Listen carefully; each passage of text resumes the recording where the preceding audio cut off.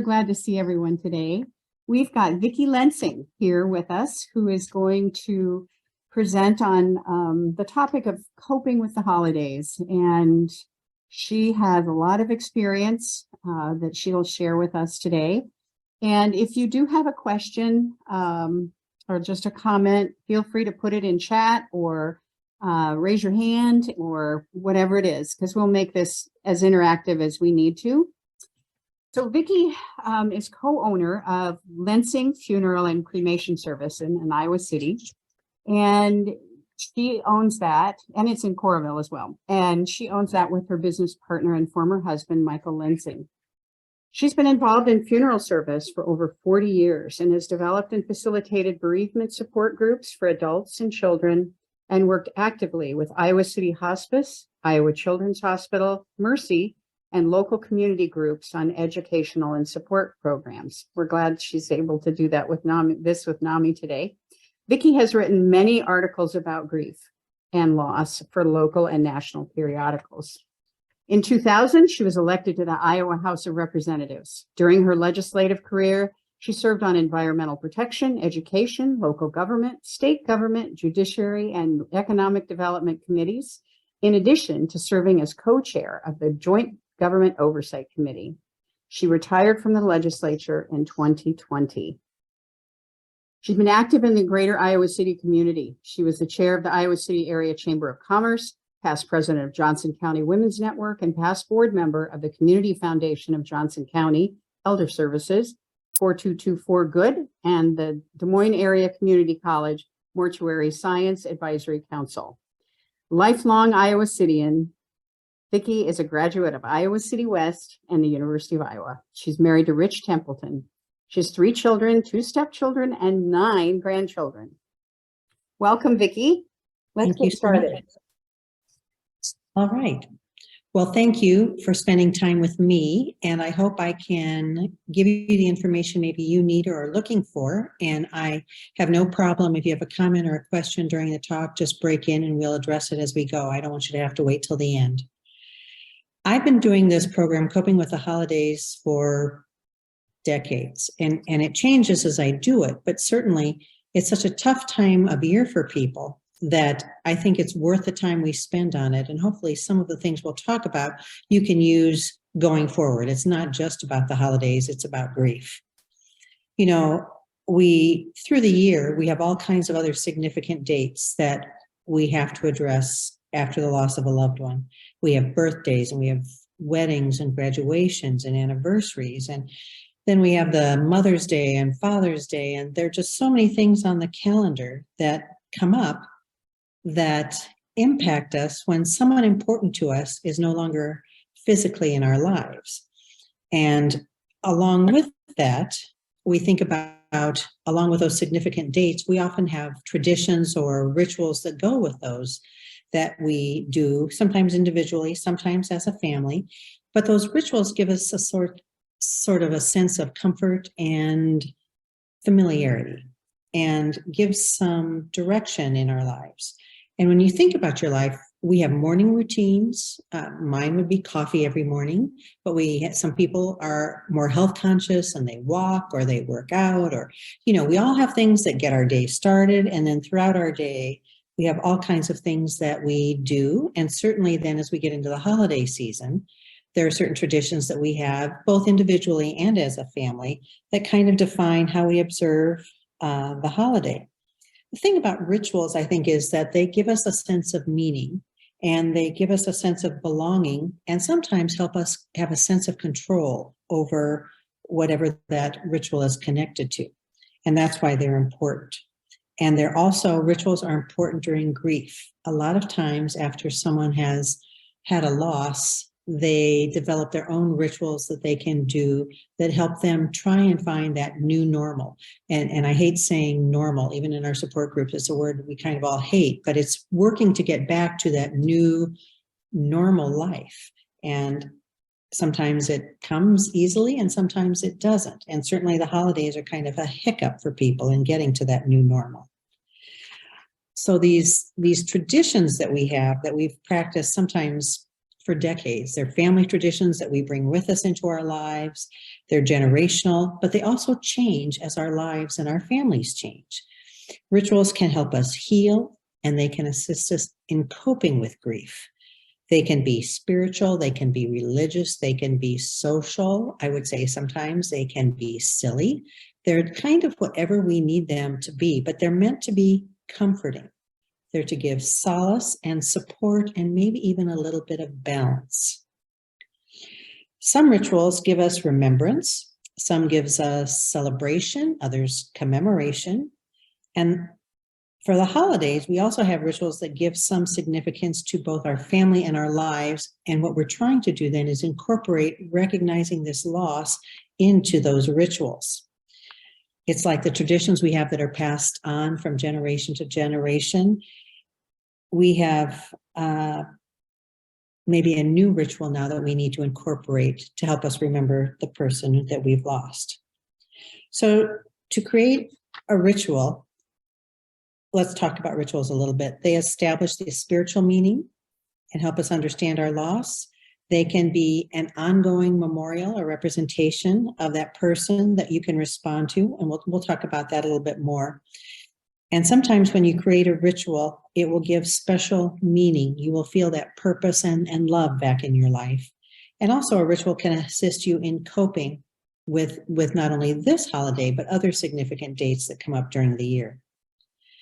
As a family, and I use the word family, that's however you choose to define whoever is important in your life. As a family, you can give each other tremendous support when you talk and share your feelings, your concerns, and your expectations about the holiday season. Now, I know the holiday season is right on top of us, but still, I would encourage you as you're going through whatever activities you have planned to be open to conversation, because everyone is individual and responds differently. And so you may hear or pick up on someone maybe not quite as comfortable with what you're doing, or there'll be we call them tear bursts, when just for whatever reason, your heart is touched and tears come to your eyes. And I think just being aware of how everyone around you is also responding is important in a family. Everything that we do or we think about seems to be impacted by that loss. And as we go through this season, it seems things that we hadn't even thought about before connect back to the person that we've lost. And so I think it's important to share those concerns or those feelings. And when you do that, it sets a tone and makes it comfortable for others around you to share with you. Sometimes you have to be the example, but I think people sometimes are so afraid of saying the person's name for fear that they will upset you or others around you. And I've seen this with my own family. I think the more we can talk about Charlie and use his name, it kind of eases everyone. There's almost like you can see everyone's shoulders kind of let down, and there's a sense of relief that it's okay to talk about Charlie. And so I think it's important, and sometimes you have to be the one to set that example. So we'll talk about some other ideas and suggestions. I think first, just acknowledging this year is different. You may have had other losses, but no loss is ever the same. And so how you respond and how it impacts your family is always going to be different from loss to loss. The grief will be there, and it will certainly shape how you're going to deal with the holiday season. You can't just let the holidays happen. You kind of have to understand your grief is going to be involved in it and maybe directing it. And so that's why it's important to talk to your family about it. But then it's up to you to control that rather than letting the grief control you. And that's why communication is an important part of this. Handling the holidays is not really about eliminating the pain and grief in our lives, but it's learning to live with that pain and grief rather than being consumed by it. I think our society is getting better at recognizing holidays can be a fairly stressful time for many, even without a significant loss. But there's still a lot of high expectations about the holiday season. I think some of this is thank you Hallmark for all the cards. Thank you, what is it, Lifetime that has all the holiday series on. I mean, everything is a story with a happy ending, and that may not be what you are feeling right now. So most of our holidays, when you think about it, don't focus on death, but after a loss, that grief kind of blocks any desire to celebrate the holidays. It reminds us of our loved ones and their absence. And that may exacerbate our feelings of sadness and loneliness. So when I talk about grief, I think of it as kind of like a roller coaster ride. It's up and down and back and forth, and sometimes you feel like you're hanging upside down. And it just continues that way. And I feel badly because it's like when you think you've kind of got an understanding of your grief and where you are, then all of a sudden it takes another curve. And it's hard, I think, as an individual to know where you're going when it just keeps changing. But that's how grief is. It changes every day, every week, every month that you go through it. And I think that scares people sometimes because it sounds like it goes on forever. I can't tell you how long it's going to last for you. It's different for everyone. And I think even after you have worked through your grief and you feel like you're on stable ground, there will be times in the future where you will have a reminder that will take you right back to that moment. And that's what it is. And that's, I hate that word again, but that's normal. I think especially at the holidays, my grandmother died right before Christmas over 30 years ago. And we already had all the presents under the tree. We were all ready to go. And it was always at her house. And when she died before Christmas, it was like the center of that holiday season was suddenly gone. And we went ahead and decided to do everything. Everything was all set. And Mom and Dad said, we're just going to go ahead with it. And it was nice to do it at her house because it's like she was with us and all of her things were around us. And that's where we would normally have Christmas dinner. So it made sense to do it there. But it was different. And I think it's acknowledging what those feelings were important for us. We were all on our own roller coaster ride at that point and not sure how we would feel about it. So I would talk about the rules for grief. And my first rule would be there are no rules for grief since it's so different for each of us. But I'm going to give you a couple that I think work for most people. One, that there's no right way or wrong way to grieve. There's your way. And what I found is how I grieve for one individual may be different when I grieve the next individual. So again, it's always changing, but it's a unique and individual journey we go on with each loss. And that's okay. There's also many types of losses that we've experienced through our lives. And that has probably helped form a foundation in how we deal with some of the larger losses that we encounter. Some of the most painful ones that we have in our lives are moving or losing a job, or when you're diagnosed with an illness, or separation and divorce, and then certainly the death of someone close to you. And so all of these things, when we experience them, our reactions are all grief-based and sort of start to give you the tools on how you cope with a loss. The other thing to remember is that even with any one of those losses, it's accompanied by other losses. So it's not like you're dealing with just one loss, but you've got many that go with it. It's like an onion. There's just layers you keep peeling back. Carl Sandburg said, life is like an onion. You peel it off one layer at a time, and sometimes you weep. I think that's certainly true with grief. And I think what's hard is when you think you've gotten past a lot of that, one of those layers will pop up again and you've got to peel it back. You've got to work through it so that you can keep moving forward.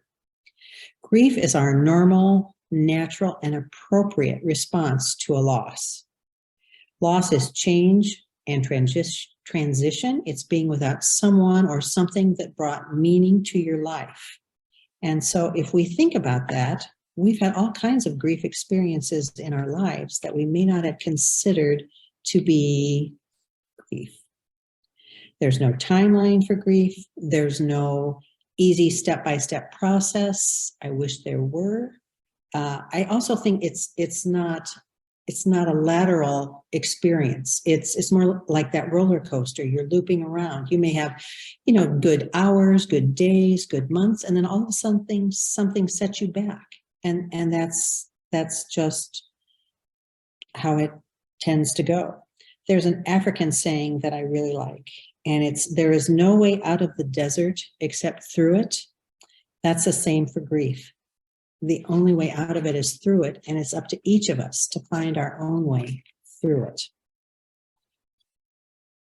So I talked about grief can be like a roller coaster, and people have talked about, you know, you feel like you're going forward and backwards up at the same time, and it's complicated. It's not, we can read about the stages of grief, but I think it's more of a process.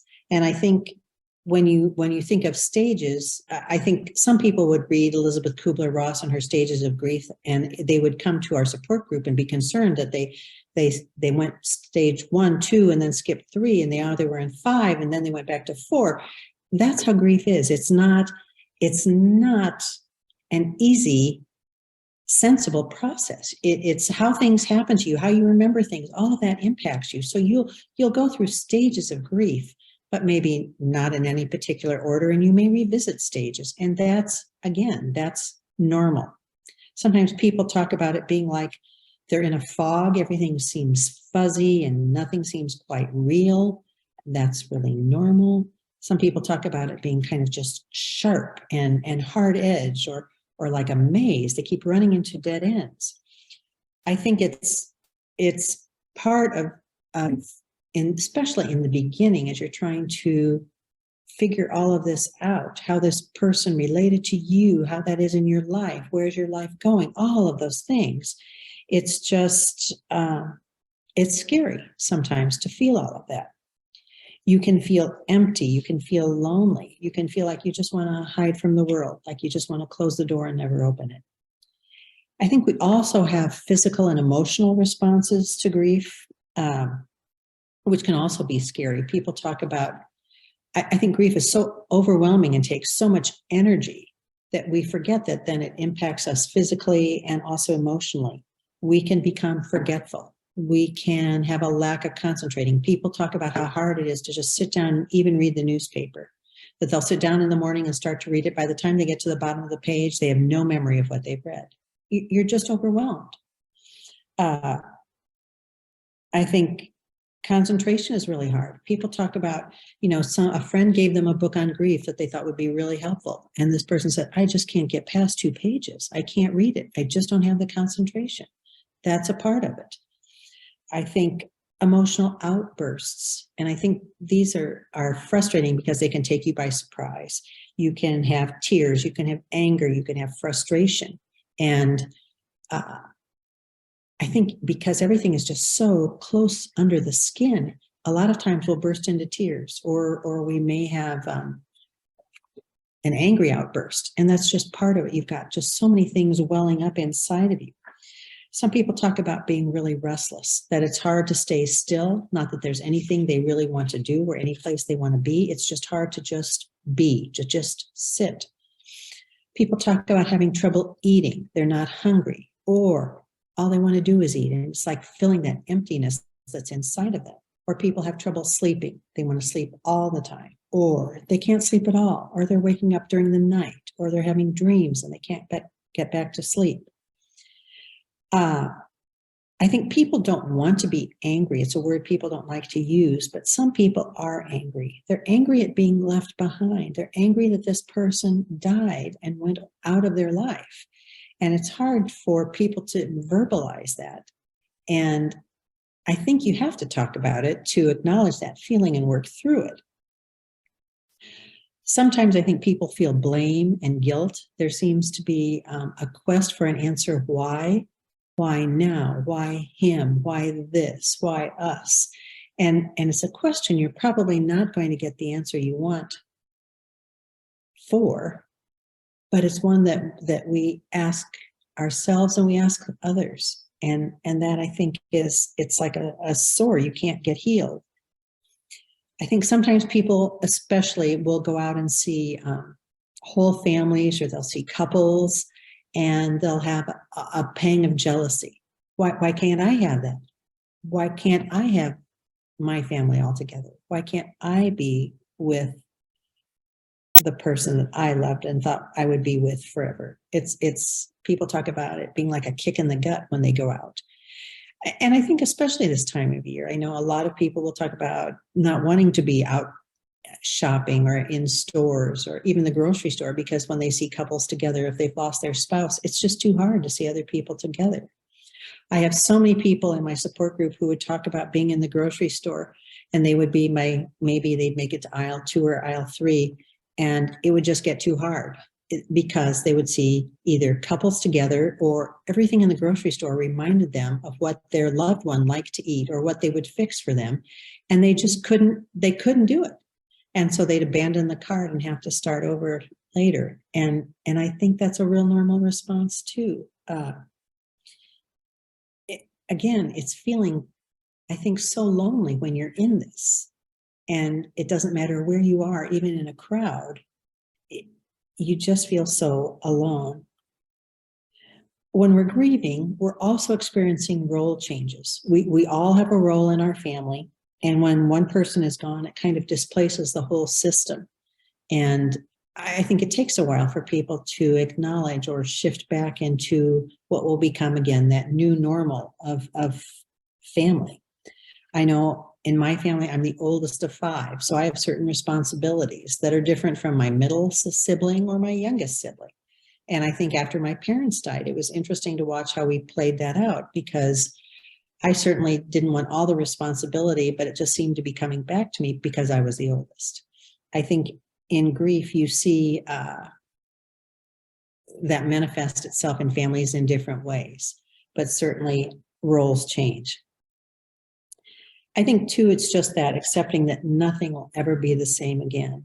And although it takes a while in your grief to process all that, I think that feeling that everything has changed, our priorities shift, and even how we look at the world has changed because of that. And it can be really confusing.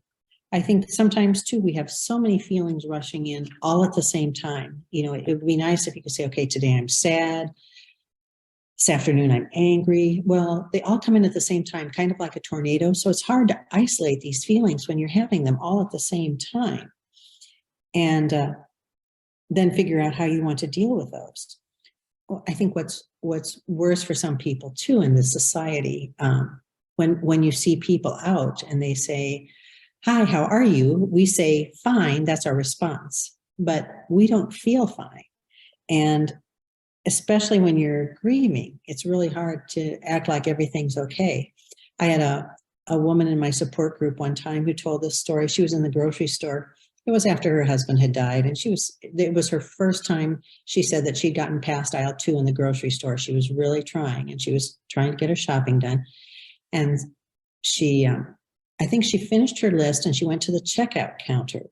And at this store, they pride themselves on being friendly in every aisle. And she said the poor clerk was being very friendly and smiling and said, "And how are you today?"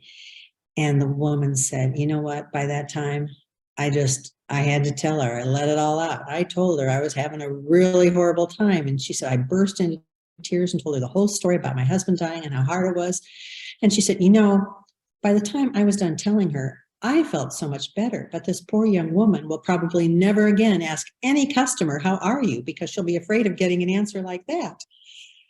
I think sometimes we just have to do that. And I think it's our job, like I said, to teach people around us what we need, but I think it also helps show people how they can be or how they can help respond that will be helpful. We also talked about in our support group McDonald's grief. I think people think grief comes and goes fairly quickly, and so they just expect you to be over it. And I know in group, our people would talk a long time about how you never really get over it. If you have a loss, you integrate it into your life, but it's always there. And you can, people would say, it's like it's a little package inside my heart, and I can pull it out anytime I want to. Or sometimes it pops out when I don't want it to, but it's always there. And I think for people to think that you get over it is really hard when you're grieving because I think it shows to them they've not been through a loss before if they say that. But I think it's really hard then to try and explain to someone I think the timeline people give for grief has maybe gotten a little better, but I think even in the workplace, they give you just a few days off for work and expect you to come back and function. And I think when family and friends have that same expectation that you're going to get back to normal, it's really hard because you don't feel normal and you're never going to be the person you were. You are different. Life has changed and you are changed. And I think it's then again, figuring out that new normal. That's that process. I think it's also sometimes kind of a struggle for control. We feel like we've lost control of our lives and it's hard to figure out how to get that back. And you will, but it will be different. And I think everything will be different. That's what's so hard for people. It's to lose someone that was so important to be totally gone. And then you have all these other changes that you have to deal with. It makes you feel like you're going crazy sometimes. And I think the fear then that grief has created, the fear of going crazy and the fear of losing control. And I think it's hard to figure out the answers then. I think when you have answers, it gives you some control, but when you're in that fear mode, it's hard to get those answers, especially when there isn't really a solid, definitive way that you're going to solve this. I think it's important to be with supportive people who are comforting, who understand, who will let you talk about the person, who will let you say that person's name, who will let you tell the story over and over and over again. Because often I think when you're in grief, telling stories over and over again helps you believe it. It helps you accept the reality. And if you have very patient, good friends and family members that will listen to you tell that over and over again, that helps you. That's part of your journey. And it's important that you be allowed to grieve in the way that you need to grieve. There are other ways to express yourself. And I think we try to encourage this for people besides talking. Talking is great. Crying is great. I think figuring out what you need to do to express yourself, but there's also a lot of people will take up writing or writing in a journal. And we always talk about it as a journal, not as a diary. A diary seems to kind of connote that you have to do it every day and it's organized. I think a journal, it can just be a line a day of how you feel, or every other day, or maybe a paragraph this week and a couple lines next week. But I think it's if that's where your feelings are and you want to write them down, having a journal, it could be a single word. I think someplace where you can put your thoughts or your feelings and it's just you and the pen can be really helpful for people. I think also for people finding something new. I think sometimes they feel like if they can create something, a lot of people have talked about, now they're doing writing or they're doing artwork or painting or woodworking or gardening. I think it's putting that energy into something positive where they can see they are producing something that helps them channel that energy. I think people too talk about sometimes the sorting and the organize of photographs and papers can be cathartic, things they hadn't seen, memories they hadn't thought about in a long time. So sometimes I think we see that during the funeral process sometime when families will gather photographs to make a video or a photo board for the visitation and service.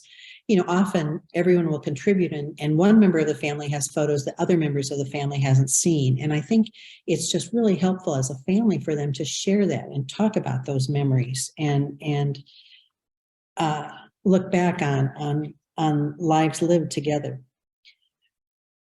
I think the hard part is that grief is work and it's hard work.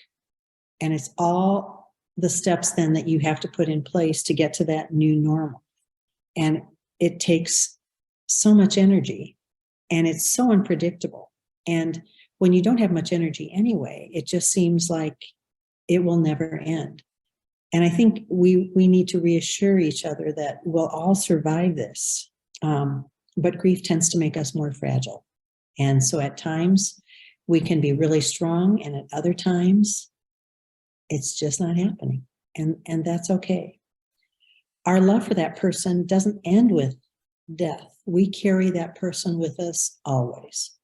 I think the problem sometimes with the holidays is it brings up memories we haven't thought about for a long time. The sights and the sounds and the smells all trigger things maybe we hadn't remembered for a while. And so that can make us a little more fragile during this season.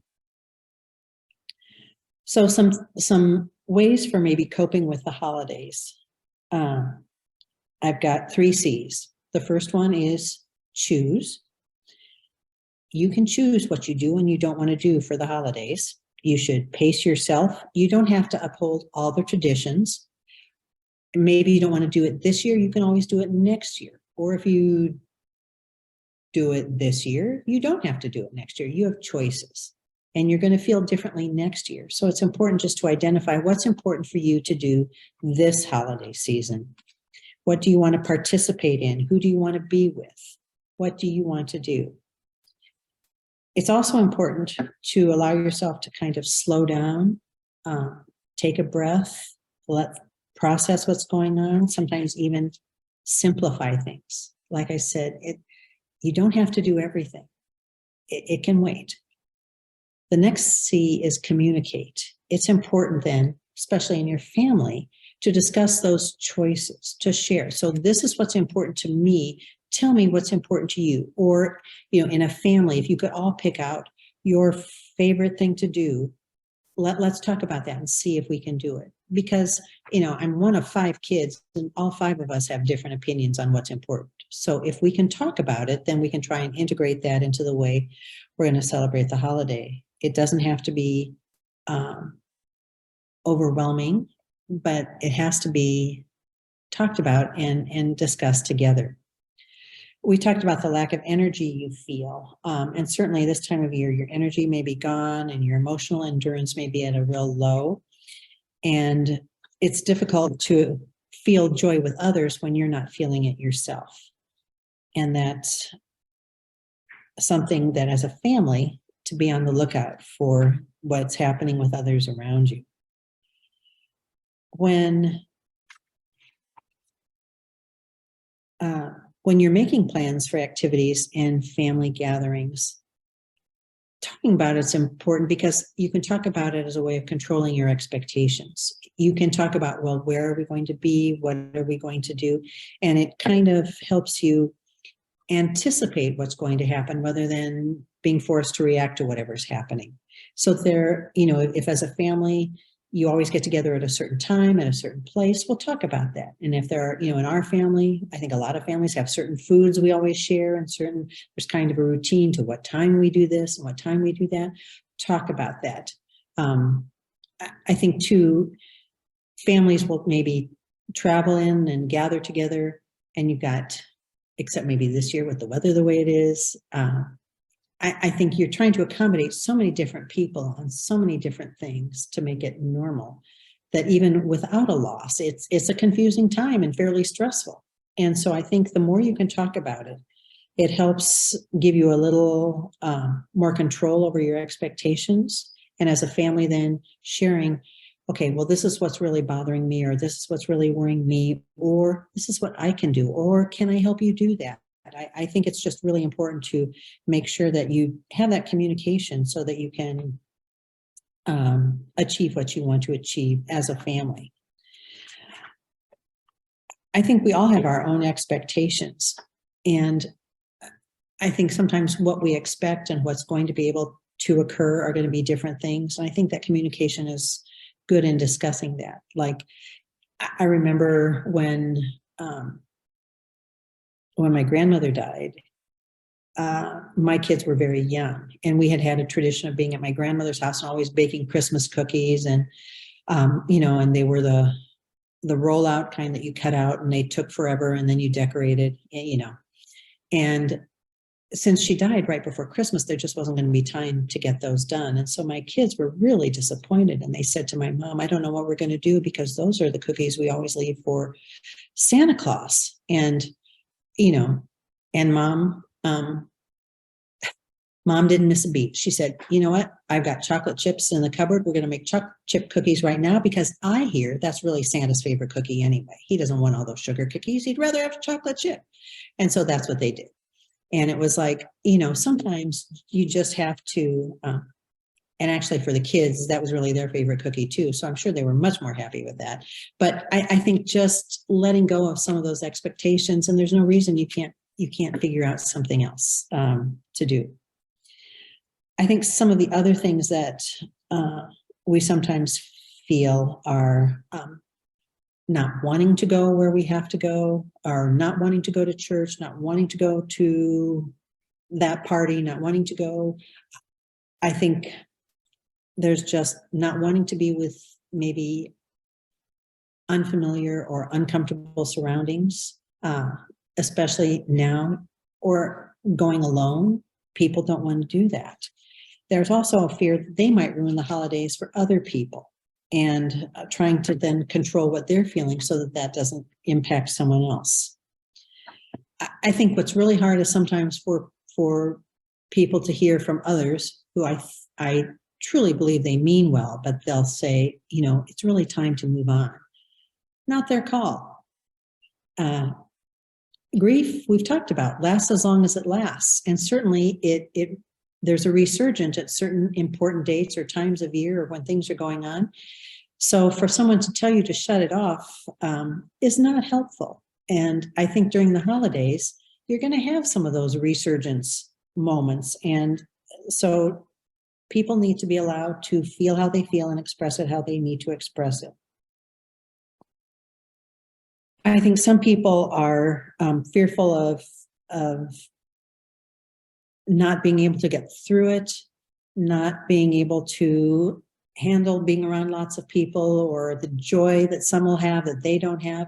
And I think that just makes that fear of being trapped in a situation, or having to change because of this, it all brings little fears inside of us. And I think that's normal too. Fears come up all the time that we don't necessarily expect or anticipate. And I think that leads us to sometimes being overwhelmed, sometimes having this inability to control emotions because we've got so many going on, we don't know what to do with them. And that's how the process is. So there again, it's being able to discuss that, or be with, sometimes if you have to go somewhere, it's having someone to go with you, or know that someone will be there that will be your ally, that will be your backup. I had one woman talk about she had to go to a Christmas party and she just didn't think she could do it. She said, you know, I was supposed to go to one, I think for work, and she got to the door and had to turn around and leave. She said, I just couldn't do it by myself. So she said, I decided the next time I had to go somewhere, I asked a friend to go with me. And then she was my escape hatch. We kind of designated, there was a code word. So when I needed to go, all I had to do was say it and she got me out of there. I think that's just a really good system that, you know, sometimes you're going to get somewhere and it's not going to be comfortable. It's not going to be where you want to be. And so make sure that you have that escape hatch back built in so that you can get out of those situations also. I think remembering if you've got children in the family, kids have needs too. They may communicate or show them differently than adults do, but they have needs too. And they're pretty honest, sometimes brutally honest, but pay attention to what the kids are talking about and what they're saying and what their needs are, and don't overlook them in your family gathering. So for activities, I would say if you have an activity that you want to do or that's necessary to the family celebration, then make plans to accomplish it. Prioritize, figure out, okay, what steps do we need to do? Who's going to be responsible for this? Who's kind of taking charge? Delegate, share the responsibility. If it's that important to the family, you know, share the load. There might be something that this year you need to let go of. It's too soon. You can't do it. You just can't get there this year. And that's all right. You can eliminate that. It doesn't have to be forever, but for this year, maybe let it go. Maybe there's an ornament that's too hard to put on the tree, or maybe there's a recipe that's just mom always made it and nobody can make it like mom. We're not going to do it this year. That's okay. Doesn't mean you can't change your mind next year, but for this year, it's okay to let it go. I think there's some things too, you can ask yourself, Am I doing this out of habit, out of tradition, out of choice, or out of obligation? And it should be out of choice. Anything else on that list feels kind of heavy. So maybe this year, let it go. It's okay. And I'm reminded when I give this talk and I say, let it go, there is now a children's movie with a song called Let It Go. And someone said, you should have that playing in the background so people remember it. My granddaughter sings that song, but I think it's okay to let it go. And I think we need to give ourselves permission to do that. Okay, so we've talked about choices, we've talked about communication. The last one is probably compromise. On some things, you're probably going to have to figure out how to compromise on the holidays. Some things that are difficult for you may not be as difficult for others, so let them take it over, whatever that responsibility for the holidays is. It's okay. You need to remember that any changes you make this year, I said before, it doesn't have to be forever, but for this year, it's okay. You can go back to whatever next year, or you can make this a new tradition to carry on next year, but it's okay. Changes are hard because you're going through so many, but if you change something for the holidays, it's okay this year. I think then you're also teaching yourself and others what's helpful. And you're demonstrating that to talk it out, to share in that pain as a family, to be patient with yourself, letting go of what you ought to do, what you should do, and talking about it as a family. What do we want to do? I think especially the first year, that's really, really important. There are other things that giving gifts differently, or not giving gifts, or downsizing, or traveling, or sending Christmas cards, or not sending Christmas cards, all these things that are traditions, deciding what to do with them. You know, whatever you decide is okay. Next year, you can always change your mind. You can go back to how you used to do it. You can set a new tradition, whatever. It's okay. And like I said, you may be even starting new traditions by doing some of these things. So I want to talk about some of those traditions, just what some others have done to make those a little bit easier. There's also, when I do this program, I sometimes have visuals, and one visual is, I had a friend who was a counselor and used to do a similar program, and she always talked about DEER, D-E-E-R, which she said is very seasonal, but it stood for drink, eat, exercise, and rest. She was talking about self-care for all of us. And she said, really, it's a year-long thing, but she said, this time of year, we really need to be reminded. And she said, you know, if you just think DEER, you know, to drink plenty of fluids, make sure you eat. And eating, I know, is hard. If you can just even eat small meals, or maybe you have 6 small meals a day instead of 3 big meals, but just making sure you have healthy food in your system, making sure you have plenty of time to rest, to pace yourself, that taking a nap is okay. Maybe sometimes alone time, whether it's in the bathtub or whether it's meditating or listening to music, but just sometimes you need that time. And sometimes you need to do something kind of invigorating. So go out for a walk or jog or exercise or whatever you do. But it's that mix of drink, eat, exercise, and rest that's really helpful when you're going through grief. It helps the body as well as all the things you're doing for your mind and your heart. Let's talk about memories, because memories are a big part of grief all the time. And at Christmas, we certainly have a lot of memories that come up. And so confronting those memories can be really hard. During the year, we talk about things that people can do to stay in touch with those memories and still feel connected to their loved one. And it can be anything from maybe wearing your dad's favorite jacket or sweater to your mom's robe, or having that picture in your wallet. A lady that was in the group for a long time talked about, she had her husband's wallet with his photograph in her purse, and whenever it would get tough, she would just reach in and touch it and she felt like he was with her. She was going to get through the day. But it's kind of being creative, but finding out what those things are that are comfortable for you. When the woman wore her husband's jacket or robe, she said it was like he was giving her a hug. So she liked wearing that. I think, and especially at Christmas time, when there may be things that belong to the person who died that are being given as gifts that have family significance, this that was used or worn by that person, a piece of jewelry or a piece of clothing, or, the pen that grandpa used, or even a handkerchief that is scented with the perfume or cologne that he or she wore, that you can just have, so that sense of smell of that person is still with you. Those are all good, touchable, sense-driven memories, and they can bring you some comfort.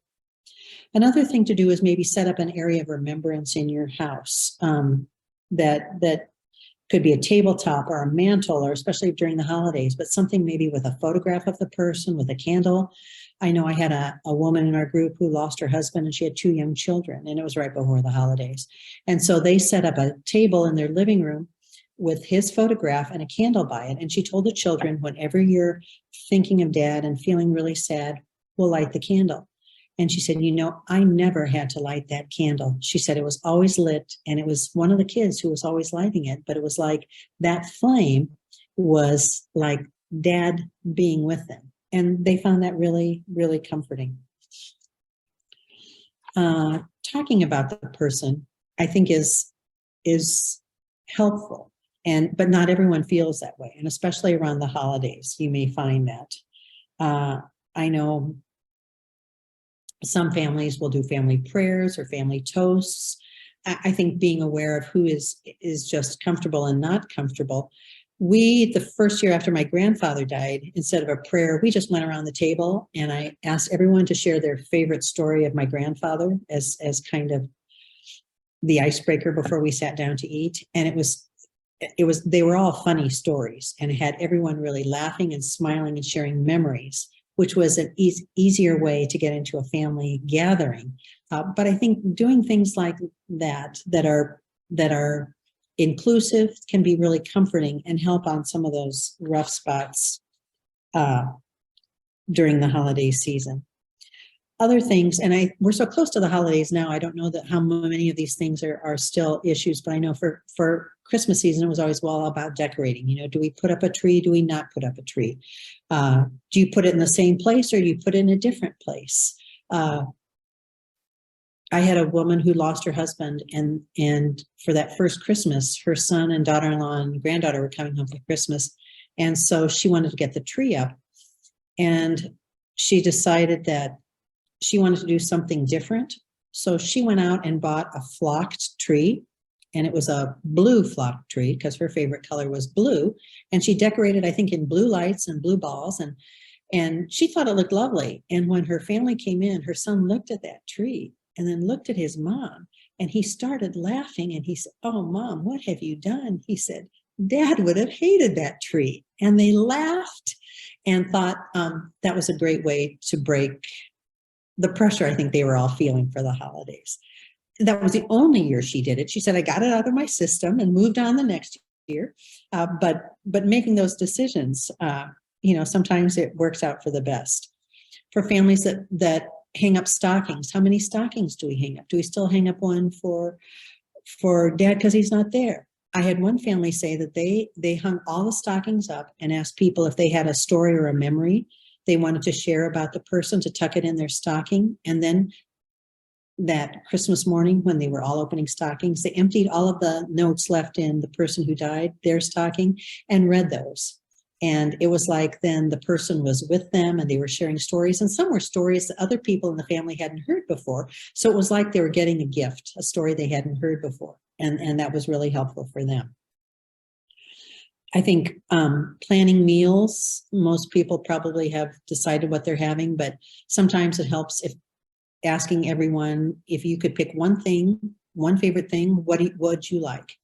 I had one family who did that. They usually had dinner on Christmas Eve, and they said we included the kids in it, and they said we had some really interesting dishes that we prepared that first Christmas because Some of the kids had really crazy things that they wanted to fix, but it all worked. It took the pressure off, and we didn't have a traditional menu, and we got by that first time. I think the other thing is the empty place at the table. Not all families, you have to sit in the same spot, but I know in some families, people tend to sit in the same place every time that they gather together. And so what do you do with that empty place at the table? And I think different families feel differently about it.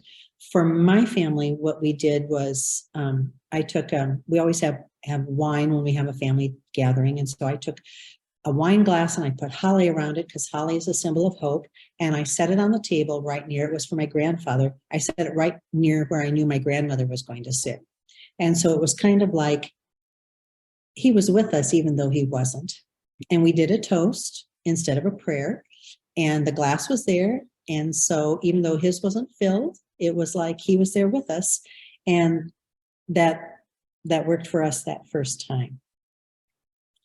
It's there will be all kinds of other things that come up, and I think people need to sometimes be creative in figuring out what's best for them. But I think there's all kinds of things that you can do to remember and incorporate your loved one into your holidays, even though they're not there. I mentioned, I know the one thing too I want to touch on is church. You know, families are of all different religions now, and how they practice is very, very different. And I think for families where it's important to go to church together, important to talk about that, and also to give people permission not to go. For some people, that's not comforting. That's not a place where they want to be. And I think as a family talking about it, and if there's some people who want to go and others who don't, I think being inclusive enough to give everyone permission to do what they need to do is important. And maybe talk about that as a family so that there aren't any surprises or nobody feels pressure to do something that's not comfortable for them. I've talked about, the other thing, Christmas cards. And it's kind of late to be talking about that, but I know some families wait and send cards out after the holidays. And I think there was always a question for some families, how do we put the names on the card now? Dad's not with us. So do we put his name on? Do we not put it on? And I think in talking to families, they've been very creative with this too. So if John died and he was dad and husband, you know, what do we do? And families would say, well, we decided to say the John Smith family because it included all of us and we weren't singling anyone out. And that way he was with us that first year. I know I had one family where they lost a child and they put the family names, but they got a sticker of an angel. And since they had lost their daughter, they put that sticker on the card to represent their daughter. Didn't sign her name, but they all knew it. And I think that was very comforting for them. I think sometimes families too will send out, especially to out-of-town people who may not have been able to go to the funeral, they'll enclose an obituary or a funeral card and send that in their Christmas card to maybe people who couldn't come back for the funeral and felt that that was a way that, you know, they could connect with them. So there again, I think it's people find ways that are comfortable for them, but are inclusive that I think are really helpful. So the bottom line is you need to do what you need to do for you. I have a friend who is a rabbi and has written many books, and he always said, grief shared is grief diminished. And I think that's the key. It's what we've been talking about this morning. When you can share your grief, it shrinks it up a little bit. When you can share those feelings with others, they're part of your life and you're part of them, and you connect. And I think that's really important. So I think the best thing to say to people is, may the coming year be better than this one. You are in my thoughts, prayers, and in my heart. And then give them a hug. Most people will tell you if they don't want a hug, but most people can use a hug. So I would ask permission, but I would certainly be free with the hugs during this season. I think that's all I got for you. Yes, so I think we've come to an end here, and we're looking at a slide that thanks you, Vicki, and thanks all of our participants today. And, want to tell you about that. We've got our walk on May 6th. That's our big fundraiser and a big event for us at NAMI. And to visit our website, and you can learn about all the events we have, the classes, wonderful classes and resources for people, and come see us. And happy holidays to everyone. Same to you. Thank you.